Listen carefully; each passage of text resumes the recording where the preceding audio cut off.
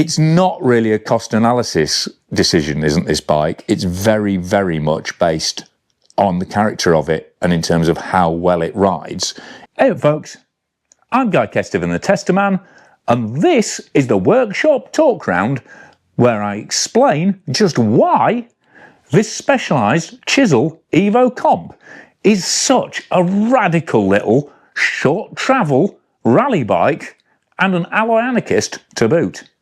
Plus a little bit of chat on who this bike is actually going to suit, because I don't think a lot of people looking at this bike are actually going to like it, but some people who aren't looking at this bike are absolutely going to love it. So, like I say, this is an alloy anarchist because that is a Chris DeLucio Smart Weld alloy frame. And Smart Weld means that rather than just having open-ended hydroform tubes, they have kind of formed ends on them, which means much more overlap on each junction. It means much thinner wall sections in the center because the tubes themselves are a much stronger 3D piece of monocoque. They're not just a flat pipe. I mean, just think of it like, you know, standing on a Coke can compared to an open tube. Because you've got that closed ends on there, you're getting a lot more stiffness, which means the whole frame can be made really light and really tough for alloy. So it's no surprise that the frame alone on this bike, while the complete bike is £3,000 here in the UK, the frame alone is £1,500. But it's not just this really smart tube set on here that makes it stand out. You've got neat internal cable route in there, none of that nasty headset nonsense. Because it's basically an XC frame, but with swapped suspension, which we'll go into later, you've got two bottle cage bosses there, and you've actually got three on the down tube, so you've got twin positions there depending what size bottle you're running. You've got some nice little features there, like a plate over the back of the main pivot so rocks don't get in there. You've got decent chainstay protection, and then this is the real secret to this chisel design.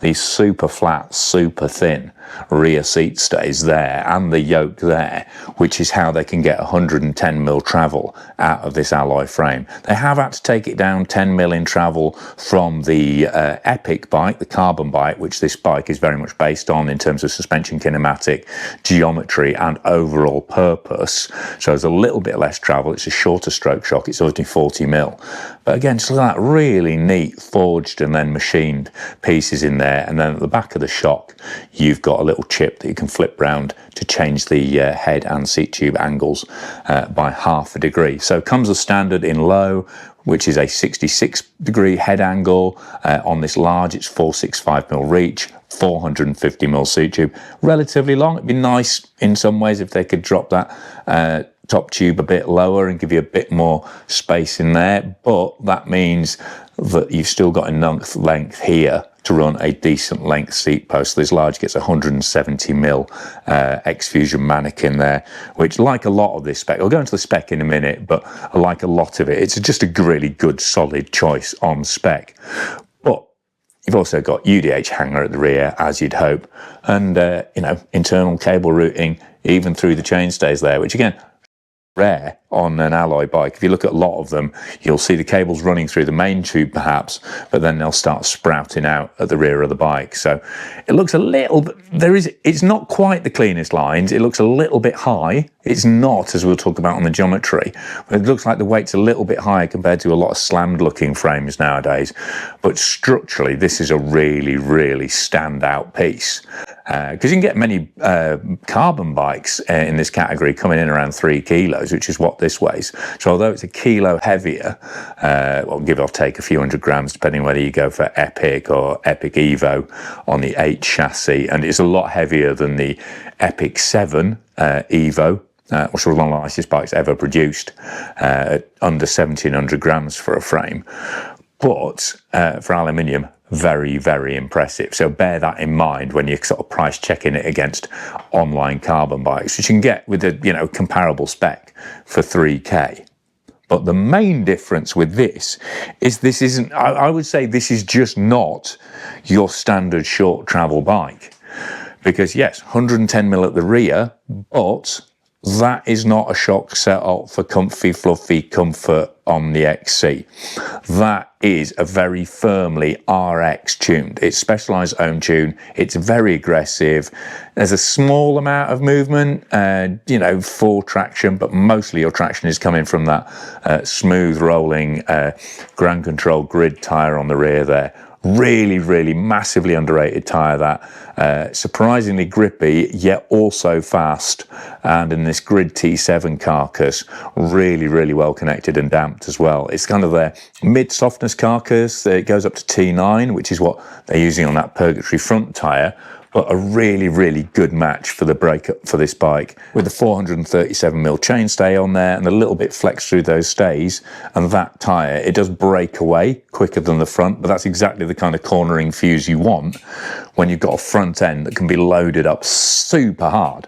Because here we've got that big knobbed Purgatory grid tyre in the T9 compound, really soft, slow rebound rubber on there, super, super grippy tyre. You can actually stick this in really, really hard.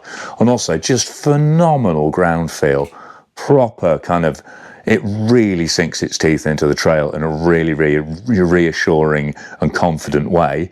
You've got that 130mm Fox 34 fork, and then you've got a 200mm rotor on that front G2 brakes. Although, you know, these G2 RS brakes, they're okay. You know, you've got reach adjust and stuff on there externally, and they're a decent, predictable brake. Never been the most powerful things, but get a 200mm rotor on there, and you're getting some proper stopping power. Plus, this is the Grip 2 damper, so the slightly older damper. It's not Grip X or Grip X2, which means you've got a smaller main valve bore in there, and it's a tube-based IFP rather than a spring-based IFP. So you've got, it's basically a very firm fork. That's what I'm trying to say here. Not obviously not as firm as the horribly wrist-breaking Fit 4 cross-country fork, but for what's considered a trail tune, it's a very firm fork. So again, firm rear, firm front, you're basically getting a really, really solid, highly supportive rally tune on this bike, which works brilliantly, same as the front tyre, same as that big rotor, when you're hitting stuff absolutely flat out. And that's exactly what this bike encourages. Forget the 110mm travel on the back, forget the skinny tubing here, forget the fact that head angle is pretty, you know, it's steep now for a contemporary trail bike. This is just a very, very aggressive. I mean, 60mm stems, 760mm bars. I mean, that's something I'd potentially change quite quickly, and I am going to be changing. I'm going to be riding this again. I'll probably go on it tomorrow. I'm going to stick a shorter stem out there, and I might even put a mullet back wheel on there just to really, really explore just how rad I can get on this bike, and maybe even put a short video on that conversion. It might be an absolute mess because that would make the bike very short, and you know, it would make it slacker in the seat angle, which if you stand up pedaling doesn't really matter, but it might be interesting to see what that slacker front angle does.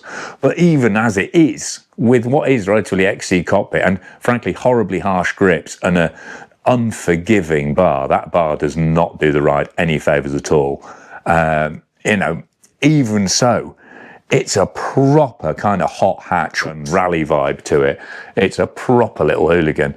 And then you've got, I mean, like I say, spec, you can get bikes for the similar price on a carbon frame and a similar spec to this, but it's perfectly all right. You know, you've got fully adjustable positioning on this lever, same as on this side. You're not dealing with, you know, fixed clamp business, which reduces how you can set the bike up.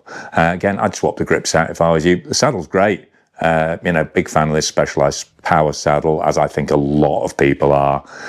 And also things like, you know, the fact that the frame's got a lifetime warranty on it. Even though it's very skinny alloy, it still comes with that same Specialized lifetime warranty.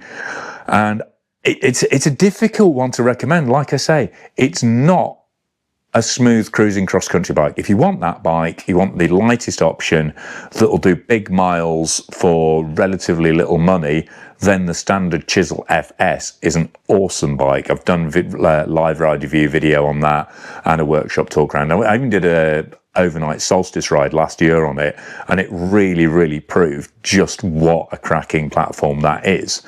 But with this rear shock tune on it, with that fork on it, with the sticky tire and the big rotor, this is something entirely different. This is more like a kind of mini status freeride bike almost.